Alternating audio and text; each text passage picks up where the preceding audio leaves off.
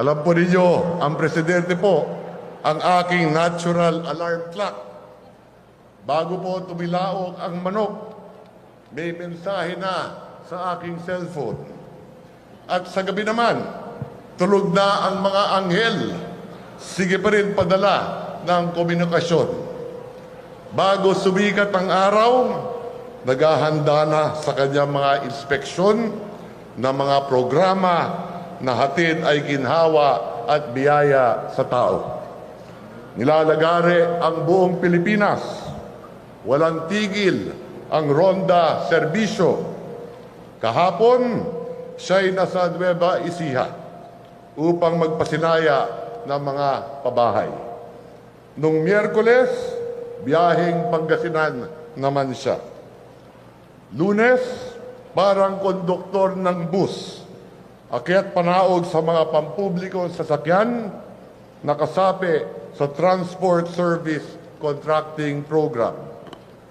Noong April 17, umakyat ng Benguet, ininspeksyon ang bagsakan ng gulay at nagdispatcha pa ng mga bus na lulan ay gulay na ipapamahagi ng libre sa Manila.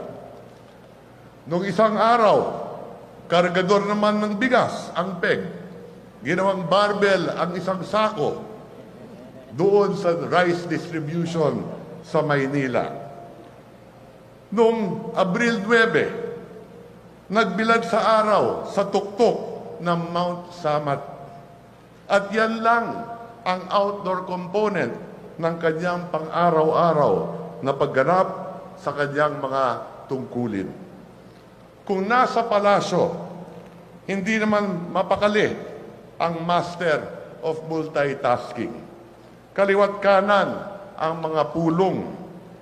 He reads the fine print of reports and the impact of big projects writ large.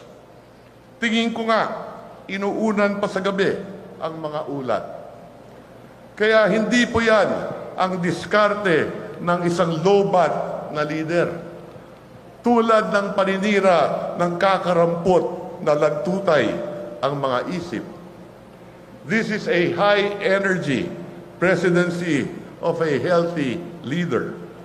Walang wheelchair, walang tungkod, at hindi uugod-ugod. Mahal na Pangulo, sinabi ko ito kasi dito sa Batangas, kilala ang tao sa dalawang bagay. Pagiging prangka at masipag. Hindi uso rito ang puro satsat at salita. Ang mahalaga, may gawa, may resulta na nakikita.